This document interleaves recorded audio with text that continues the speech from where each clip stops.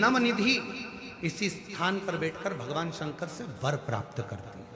ये वो स्थान है जहां बैठकर आप कोई मंत्र भी नहीं पढ़ोगे, कुछ बोलोगे भी नहीं, बैठने पर ही आपको फल की प्राप्ति होना प्रारंभ हो जाती है।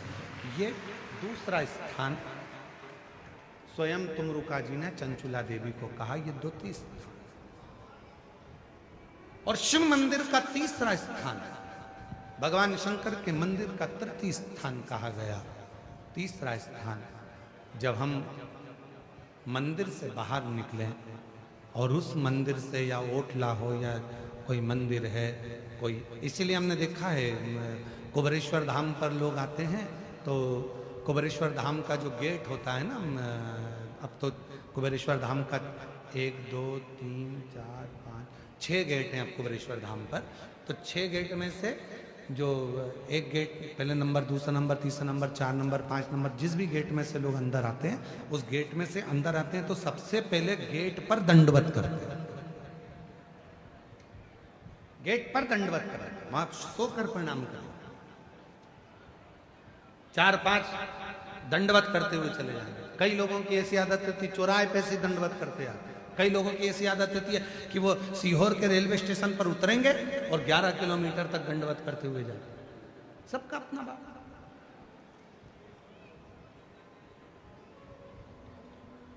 और हम आप लोगों को सुनकर खुशी होगी कि कुबेरेश्वर धाम के प्रांगण में, कुबेरेश्वर धाम के प्रांगण में 4 नंबर और 5 नंबर गेट से आप कुबेरेश्वर धाम के मंदिर के अंदर ही अपनी गाड़ी खड़ी कर सकते हैं निःशुल्क।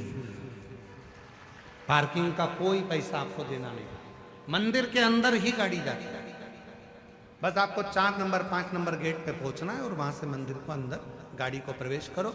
बड़ी बड़ी बसें भी लगाने के लिए हमने वहां पर सुविधा कर दी है कि बसें अंदर खड़ी हो जाएं, सब अपना भोजन बनाए, वहीं पर खाएं। जिसको भोजन बनाना है भोजन बनाए, नहीं तो भोजन तो बाबा का भंडारा चलता है सबके लिए। कोई बस का शुल्क नहीं लगना है, तुम्हारी गाड़ियों का शुल्क नहीं लगना। मंदिर प्रांगण में 4-5 नंबर गेट से अंदर करेंगे, गाड़ियाँ निःशुल्क पार्किंग आपको वहाँ प्राप्त होगी। किसी को रुपया देने की जरूरत नहीं, 1 रुपया आराम से आप लोग वहाँ गाड़ी खड़ी करें, रुद्राक्ष लें, खाओ पियो, बाबा के घर आयो, अपने पिता के घर आयो, भजन कोई नहीं।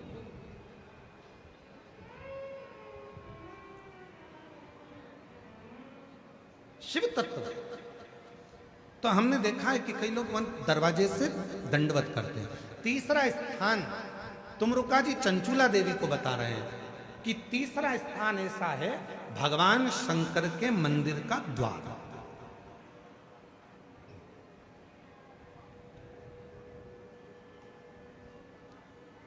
शिव मंदिर का द्वार।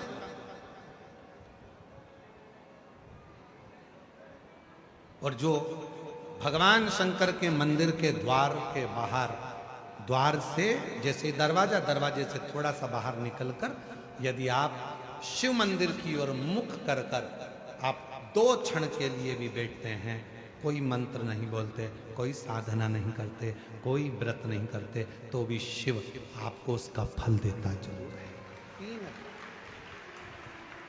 3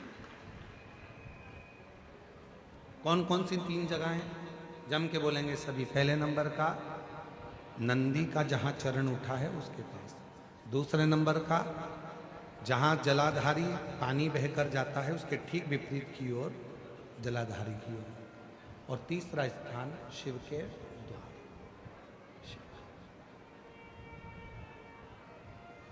फल जैसे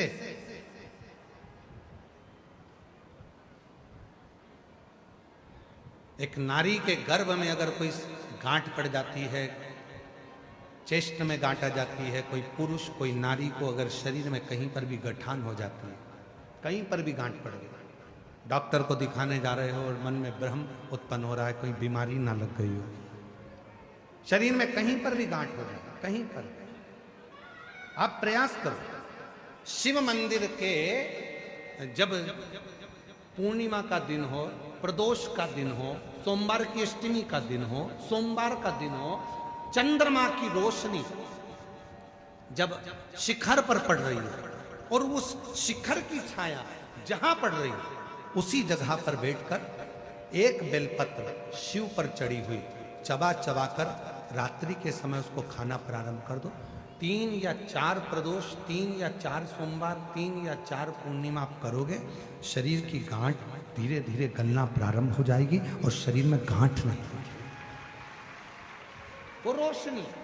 और इसका प्रताप यहां वर्णन किया गया है। देखिए शिव महापुराण की कथा में स्वयं नंदी जब भगवान शंकर के पूजन की तैयारी कर रहे थे और चंद्रदेव का आगमन हुआ, चंद्र को प्रणाम किया, चंद्रदेव के अंदर अभिमान आ गया कि मुझे प्रणाम कर रहा है, नमन कर रहा है। किसी किसी को लगता है प्रणाम करो तो उसको लगता है कि मुझे प्रणाम करना है, मुझे जगह दी गई है, मुझे स्थान दिया गया है। ना, प्रणाम किया बड़े के नाते, सम्मान के नाते। चंद्रदेव ने पूजा की थाली को देखा और देखकर पूजा की थाली को चंद्रदेव ध्यान नहीं दिए और चंद्रदेव नंदी को कुछ अपशब्द कहने लगे। अपशब्द कहते हैं तो नंदी का दिल रोता है भीतर से। शिव भक्त का हृदय यदि रोता है तो उसका दंड व्यक्ति को भोगना ही पड़ता है। अब चंद्रदेव नंदी को अपशब्द कहकर चले गए, पूजा की थाली को लांग कर चले गए। अब चंद्र की स्थिति जो गई, चंद्रदेव अपने ससुराल में गए और दक्ष प्रजापति ने चंद्र को काया का रोग दे दिया। काया का रोग, शरीर में एक ऐसा रोग लग गया काया का कि वो छूटता नहीं, छूटता।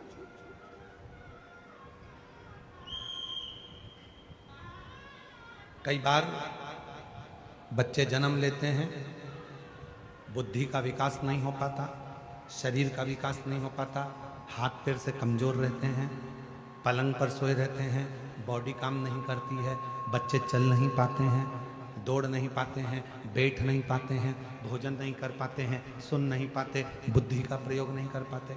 उनके लिए ये चंद्रशेखर शिव महापुराण की कथा कर रही है। डॉक्टर का इलाज करवाओ, डॉक्टर शिव का रूप है, वो जैसा बताएं वैसा भी करो, पर साथ में एक चावल का दाना,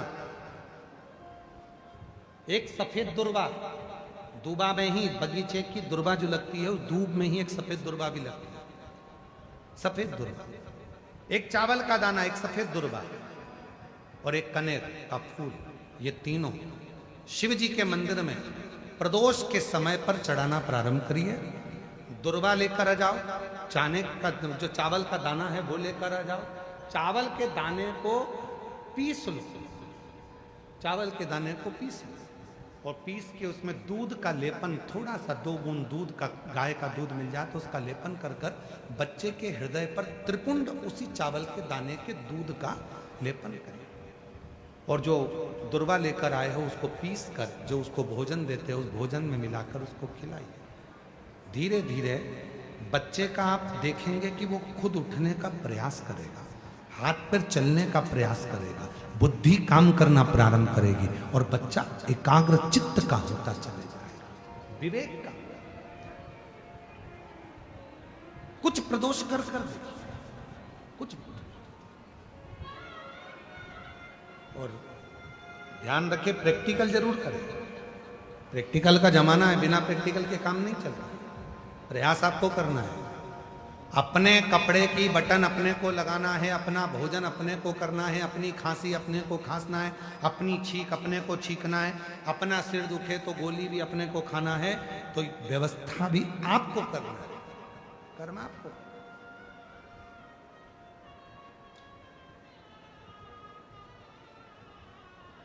शिव भक्त का तो केवल उतना काम है कि आपके सम्मुख में आकर शिव की चर्चा का स्मरण, शिव चर्चा,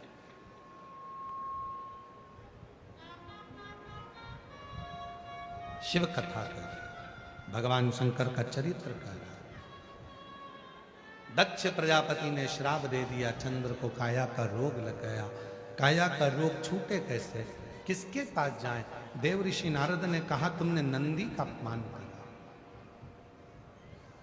भगवान अपने अपमान को सहन कर लेते हैं, पर भगवान भोलेनाथ अपने भक्त के अपमान को कभी सहन नहीं कर पाते हैं, कभी नहीं। शिव अपना अपमान सहन कर लेंगे, पर भगवान भोलेनाथ अपने भक्त का अपमान सहन नहीं कर पाते। इसीलिए आपको शिव महापुराण की कथा में बार बार कहते हैं, भगवान शंकर की कथा नहीं सुनना मत सुनो, पर शंकर की कथा की निंदा मत करो। शिव जी के मंदिर नहीं जाना मत जाओ, पर शंकर की निंदा मत करो। शिव महापुराण में नहीं जाना मत जाओ, पर कोई शंकर का भक्त है, शिव का भजन करने वाला है, शंकर का स्मरण करने वाला है, कोई शिव गुरु है, कोई शंकर को ही गुरु मानकर शिव को ही गुरु के तत्व में जानते हैं, तो उस शिव गुरु की कभी निंदा मत करो, कभी निंदा मत करो। क्यों? क्योंकि शिव अपना अपमान सहन कर लेते हैं, पर अपने शिव गुरु का अपमान शिव कभी सहन नहीं कर पाते हैं। उसकी निंदा तने सुनना हो तो सुनो, नहीं सुनना है तो अपना घर बजा। कोई नहीं कह रहा तुमसे कि कथा में आ, निंदा मत, बुराई मत। कोई मंदिर जा रहा है तो उसकी निंदा मत करो। कई लोगों की आदत रहती है, कोई माताएं जल लेकर मंदिर जाती हैं तो उस पर ताना कस देते हैं। क्यों कसना? एक दिन जिंदगी का ऐसा आएगा कि तुम पर ताना कसा जाए। किसी को अपशब्द मत करो। एक उंगली जब हम किसी पर उठाते हैं तो ये 3 उंगली अपनी ओर जाती है कि तू अपने अंदर झांक कर देख कि तू कैसा। क्यों अपमान कर, क्यों अपशब्द कर?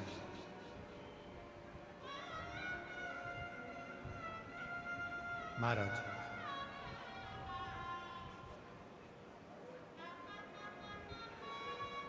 पूरी मनुष्य देह में, पूरे मानव के शरीर में केवल हमारे शब्द, हमारी वाणी 24 घंटे यात्रा करती है। मानव के शरीर में केवल हमारा शब्द, हमारी वाणी ऐसी है जो 24 घंटे यात्रा करती है। शब्द, इसलिए कहते हैं वाणी ऐसी बोलिए जो मन का आपा खोए। 4 ताले में बंद हो जाओ और 4 ताले में बंद होकर भी तुम कुछ बोलोगे तो तुम्हारे शब्द बाहर निकल कर आ ही जाएंगे और लोगों के कानों तक पहुंच जाएंगे। पति पत्नी अपने कमरे में बैठकर भी बात करेंगे तो वो बात अपनी बहू तक पहुंच ही जाएगी, बेटे तक पहुंच ही जाएगी। बहू बेटा अपने कमरे में बैठकर बात करेंगे तो वो बात सास तक पहुंच जाएगी। कोई नहीं है, कमरे की आवाज भी बाहर नहीं जाती है, कोई नहीं सुनता, फिर भी वो शब्द चलते हैं। हमारे मुख से निकले हुए शब्द यात्रा करते हैं। कथा हम यहाँ बाँच रहे हैं भुसावल में, पर यह कथा जिसने नहीं भी सुनी होगी तो भी एक ना एक दिन ये शब्द चलकर किसी के भी माध्यम से पहुँचेंगे, लोगों के कान तक पहुँच ही जाते हैं। शब्द चलते हैं, शब्द यात्रा करते हैं, वाणी यात्रा करती है, शब्द चलते हैं और ये वो यात्रा करते हैं। शब्द यात्रा, वाणी यात्रा करती है। इसलिए निवेदन है, सास से भी निवेदन है, बहू के लिए कोई भी शब्द बोलो वो बहू तक पहुंचेगा एक ना एक दिन। बहू से निवेदन है, तुम सास के लिए कितना भी मायके में जाकर बोल दो, अपनी मम्मी के सामने जाकर बोल दो, फिर भी वो शब्द एक ना एक दिन तेरी सास के सामने जरूर आएगा। वो शब्द घूमता है, आता है और तुम्हारे सामने पहुंचता है। तो क्यों बोले हम आड़ा टेढ़ा, क्यों बोले हम अपशब्द? अरे मत बुरे कर्म कर बंदे वरना पछताएगा, भगवान की आंखों से तू बच नहीं पाएगा, तू बच नहीं पाएगा। अरे ओ अज्ञानी मत करना। शब्दों को छोड़ने से पहले विचार कर। जब सीहोर में गुरु पूर्णिमा का महोत्सव होता है, साल में एक ही दिन होता है जिस दिन गुरु दीक्षा हम देते हैं, बाकी के पूरे वर्ष गुरु दीक्षा नहीं देते। एक ही दिन होता है गुरु पूर्णिमा का दिन, उसके 7 दिन पहले शिव पुराण की कथा होती है, गुरु पुराण की कथा होती है, शिव गुरु कथा चलती है। जब उसमें गुरु पूर्णिमा के समय पर शिव भक्त सीहोर पहुंचते हैं, कथा श्रवण करते हैं, तो हम उनसे एक ही बात कहते, आप आए हो कथा सुनने के, पर शिव गुरु की बात अपने अंदर उतार कर लेकर जाना कि अपने अंदर की जितनी बुराइयां हैं उसको त्याग, कुछ अच्छा ग्रहण कर, कुछ अच्छा लें अपनी जिंदगी। तो कथा में आना सार्थक हुआ। चंद्रदेव को काया का रोग लगा, चंद्रदेव नारद जी के पास गए।